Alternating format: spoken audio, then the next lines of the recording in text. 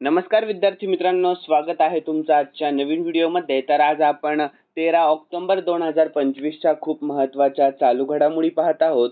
तर विद्यार्थी मित्रांनो, खूप महत्त्वाचे प्रश्न आहेत, सर्वांनी हा व्हिडिओ आपला शेवटपर्यंत पहा।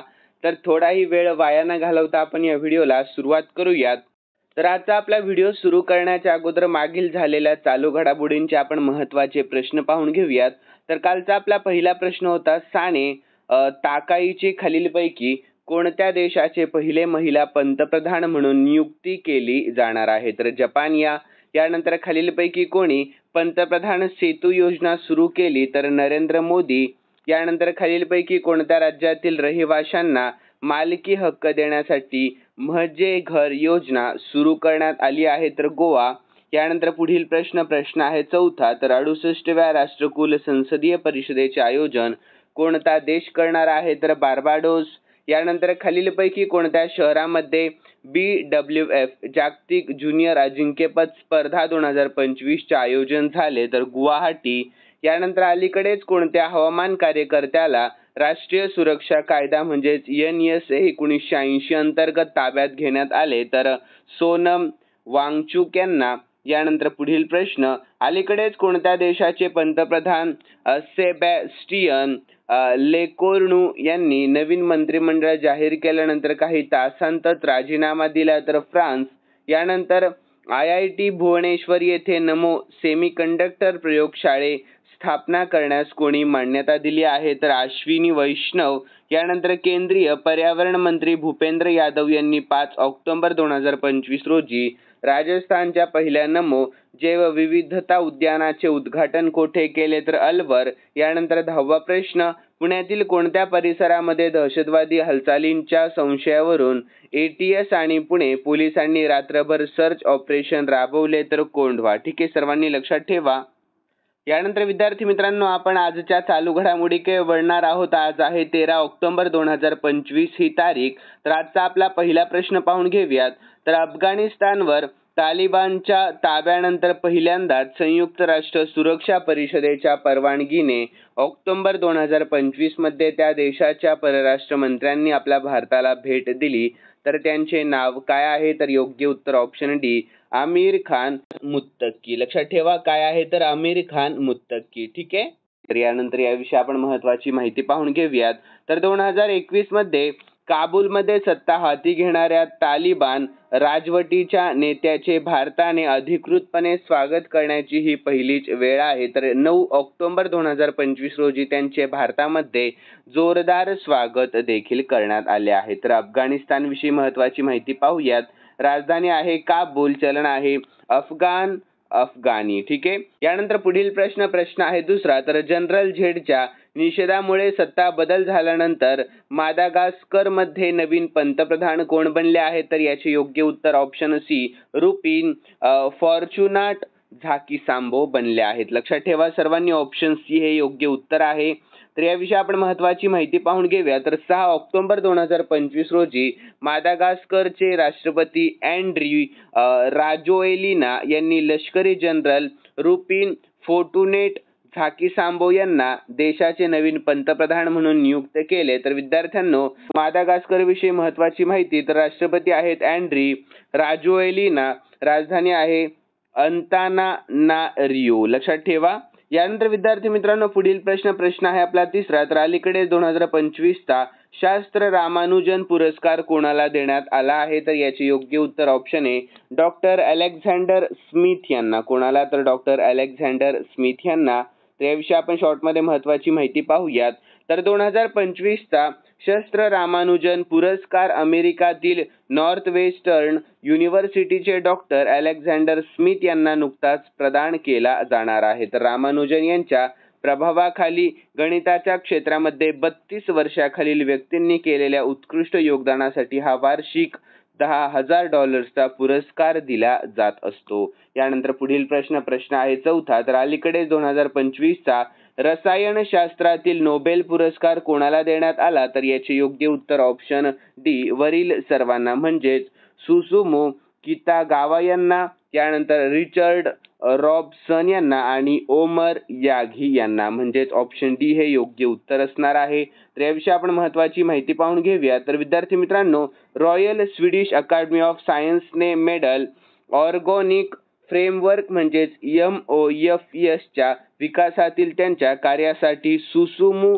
किटागावा, रिचर्ड रॉबसन आणि ओमर याघी यांना 2025चा रसायनशास्त्रातील नोबेल पुरस्कार नुकताच जाहीर केलेला आहे. तर 2025चा रसायनशास्त्रातील नोबेल पुरस्कार आधुनिक विज्ञानामध्ये परिवर्तन घडवून आणणाऱ्या अभूतपूर्व शोधांना सन्मानित करतो. यानंतर पुढील प्रश्न आहे 5वा. तर जुडो ज्युनियर वर्ल्ड चॅम्पियनशिपमध्ये आपल्या भारतासाठी पहिले पदक जिंकून इतिहास कोणी रचलेला आहे? तर याचे योग्य उत्तर आहे ऑप्शन सी, लिंथोई चनंबम यांनी. कोणी? तर लिंथोई चनंबम यांनी. तर याविषयी महत्त्वाची माहिती पाहूयात.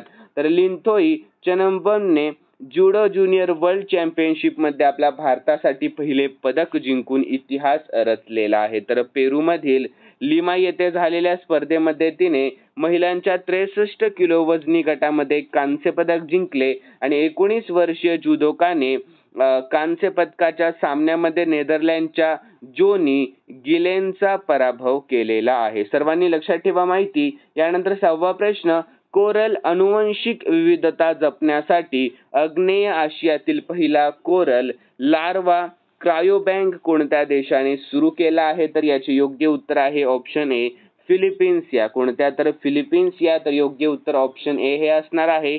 तर यानंतर याविषयी आपण महत्त्वाची माहिती पाहून घेऊया. तर हवामान धोक्यादरम्यान फिलिपिन्सने प्रवाळ अनुवांशिक विविधता जपण्यासाठी आणि खंडकाचे संरक्षण करण्यासाठी एक नवीन उपक्रम केला आहे. तर परिसंस्थेचे संरक्षण करण्यासाठी आग्नेय आशियातील पहिली कोरल लार्वा क्रायोबँक सुरू करण्यात आलेली आहे. तर हवामान बदल आणि मानवी क्रियाकलापांमुळे जागतिक प्रवाळांची लोकसंख्या गंभीर धोक्यात असताना हा उपक्रम सुरू झालेला आहे. तर कोरल लार्वा क्रायोबँक ही फिलिपिन्स, तैवान, इंडोनेशिया, मलेशिया आणि थायलंडमधील वैज्ञानिक संस्थांमधील बहुराष्ट्रीय सहकार्याचा एक भाग आहे.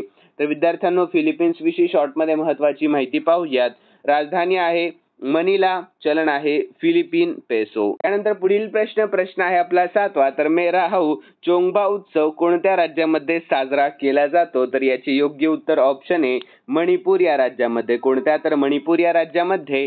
तर यानंतर याविषयी आपण महत्त्वाची माहिती पाहून घेऊयात.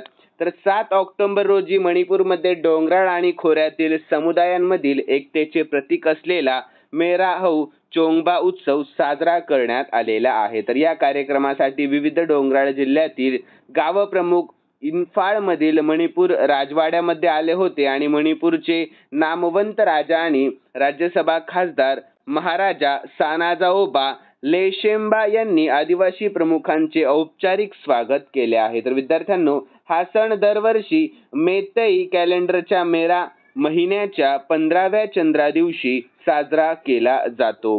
यानंतर 8वा प्रश्न, तर सरदार वल्लभभाई पटेल यांच्या 150व्या जयंतीनिमित्त सरदार @150 युनिटी मार्च कोणी सुरू केला आहे? तर याचे योग्य उत्तर आहे option D, doctor Mansukh Mandaviya यांनी. कोणी? तर डॉक्टर मनसुख मांडवीय यांनी. तर यानंतर याविषयी आपण महत्त्वाची माहिती पाहूयात. तर युवा व्यवहार आणि क्रीडा मंत्री डॉक्टर मनसुख मांडवीय यांनी नवी दिल्ली येथे सरदार @150 युनिटी मार्चचा शुभारंभ केला. तर विद्यार्थ्यांनो, सरदार वल्लभभाई पटेल यांच्या 150व्या जयंतीनिमित्त हा कार्यक्रम आयोजित करण्यात येत आहे. तर डॉक्टर मांडवीय यांनी या मोर्चाला राष्ट्राचे भविष्य घडविण्यासाठी तरुणांना सक्रियपणे सहभागी करून घेण्यासाठी एक देशव्यापी उपक्रम म्हटले आहे. तर हे विकसित आणि स्वावलंबी भारत निर्माण करण्याच्या व्यापक उद्दिष्टांशी सुसंगत आहे. यानंतर पुढील प्रश्न आपला 9वा पाहून घेऊया. तर आपल्या भारतातील पहिले पूर्णपणे डिजिटल विमानतळ खालीलपैकी कोणत्या राज्यात उद्घाटन करण्यात आलेले आहे? तर याचे योग्य उत्तर आहे ऑप्शन बी, आपल्या महाराष्ट्र राज्यामध्ये. कोणत्या? तर आपल्या महाराष्ट्र. तर यानंतर याविषयी महत्त्वाची माहिती पाहूया. तर पंतप्रधान नरेंद्र मोदींनी 19,650 कोटी रुपयांच्या नवी मुंबई आंतरराष्ट्रीय विमानतळाच्या पहिल्या टप्प्याचे उद्घाटन केले, ज्यामध्ये सर्व डिजिटल सुविधा उपलब्ध असणार आहे. तर पंतप्रधान नरेंद्र मोदी यांनी बुधवारी म्हणजेच 8 ऑक्टोबर 2025 रोजी नवी मुंबई आंतरराष्ट्रीय विमानतळाच्या पहिल्या टप्प्याचे उद्घाटन केले. तर विद्यार्थ्यांनो, आपल्या महाराष्ट्राविषयी शॉर्टमध्ये आपण महत्त्वाची माहिती पाहून घेऊया. तर राजधानी आहे मुंबई. सध्याचे मुख्यमंत्री देवेंद्र फडणवीस आणि राष्ट्रीय उद्यान संजय गांधी राष्ट्रीय उद्यान, नावेगाव राष्ट्रीय उद्यान आणि पेंच राष्ट्रीय उद्यान. यानंतर आपल्या महाराष्ट्राविषयी काही महत्त्वाच्या आपण चालू घडामोडी पाहून घेऊयात. तर पशुपालन आणि कुक्कुटपालनाला शेतीचा दर्जा देणारे आपले महाराष्ट्र राज्य ठरले आणि महाराष्ट्र सरकारने सार्वजनिक गणेशोत्सवाला अधिकृत राज्य उत्सव म्हणून घोषित देखील केले आहे. यानंतर कोणत्या राज्य सरकारने शक्तीपीठ द्रुतगती महामार्ग प्रकल्पाला मान्यता दिली? तर आपल्या महाराष्ट्र. यानंतर आपल्या भारतातील पहिले पाण्याखालील संग्रहालय आपल्या महाराष्ट्र राज्यामध्ये. यानंतर देशातील पहिले AI विद्यापीठ देखील आपल्या महाराष्ट्र राज्यामध्ये आहे आणि आपल्या महाराष्ट्राने शाळांमध्ये हिंदीला सामान्य तिसरी भाषा म्हणून घोषित केले आणि 2024-25 या आर्थिक वर्षामध्ये आपल्या महाराष्ट्रामध्ये सर्वाधिक थेट गुंतवणूक झालेली आहे आणि गुलाबी ई-रिक्षा योजना देखील आपल्या महाराष्ट्राने सुरू केली आहे. आणि आपल्या भारताच्या GDP मध्ये कोणते राज्य सर्वात मोठे योगदान देणारे राज्य बनले आहे? तर ते आहे आपले महाराष्ट्र राज्य. कोणते? तर आपले महाराष्ट्र. यानंतर आपल्या महाराष्ट्रामध्ये भारतातील सर्वात मोठ्या खोल पाण्यातील वाधवण बंदराचे उद्घाटन देखील करण्यात आले आणि गाईला राजमाता ही पदवी देणारे पहिले राज्य देखील ठरले आहे, ते आपले महाराष्ट्र राज्य. लक्षात ठेवा, खूप महत्त्वाची माहिती आहे. यानंतर विद्यार्थी मित्रांनो, 10वा आणि शेवटचा प्रश्न पाहूयात आपण. तर गाझामधील युद्ध संपल्याची घोषणा कोणत्या नेत्याने इस्रायलला जाण्यापूर्वी केली? तर याचे योग्य उत्तर ऑप्शन सी, डोनाल्ड ट्रम्प यांनी. कोणी? तर डोनाल्ड ट्रम्प यांनी. यानंतर आपण याविषयी महत्त्वाची माहिती पाहून घेऊया. तर विद्यार्थी मित्रांनो, अमेरिकेचे राष्ट्राध्यक्ष डोनाल्ड ट्रम्प यांनी इस्रायलला जाण्यापूर्वी गाझामधील युद्ध संपल्याची घोषणा केली. तर त्यांनी सांगितले आहे की गाझामधील संघर्ष आता समाप्त झाला आणि पुढील पाऊल म्हणजे बंधकांची सुटका आणि शांतता प्रस्थापित करणे. तर हे युद्ध 2023 मध्ये सुरू झाले होते, जेव्हा इस्रायलवर अचानक हल्ला केला आणि सुमारे 1200 इस्रायली नागरिकांचा त्या ठिकाणी मृत्यू झाला. तर त्यानंतर इस्रायलने गाझामध्ये मोठ्या प्रमाणावर लष्करी कारवाई देखील केली आहे. तर हमासच्या मते या कारवाईमध्ये 67,000हून अधिक पॅलेस्टिनी नागरिकांचा मृत्यू झाला आहे, ज्यामुळे जागतिक स्तरावर या संघर्षाविरोधामध्ये टीका झाली आणि ट्रम्प यांच्या या घोषणेमुळे मध्य पूर्वेमध्ये शांततेच्या नव्या प्रयत्नांना गती मिळण्याची शक्यता वर्तवली जात आहे. सर्वांनी लक्षात ठेवा ही माहिती. तर यानंतर विद्यार्थी मित्रांनो, खालील प्रश्न मी स्पेशली तुमच्यासाठी ठेवलेला आहे आणि हा प्रश्न आपण मागील चालू घडामोडीमध्ये पाहिला होता. तर खूप महत्त्वाचा आणि सोपा प्रश्न आहे. सर्वांनी या प्रश्नाचे उत्तर आपल्या कॉमेंट बॉक्समध्ये सांगा. तर प्रश्न पाहून घेऊया. तर खालीलपैकी कोणी पंतप्रधान सेतू योजना सुरू केली? तर याचे योग्य उत्तर तुम्हाला आपल्या कॉमेंट बॉक्समध्ये सांगायचंय. आणि तुम्हाला जर आजचा आपला हा व्हिडिओ आवडलेला असेल तर सर्वांनी या व्हिडिओला जाता जाता लाईक करा, शेअर करा आणि सबस्क्राईब करायला अजिबात विसरू नका. तर चला भेटूयात नवीन व्हिडिओमध्ये. धन्यवाद.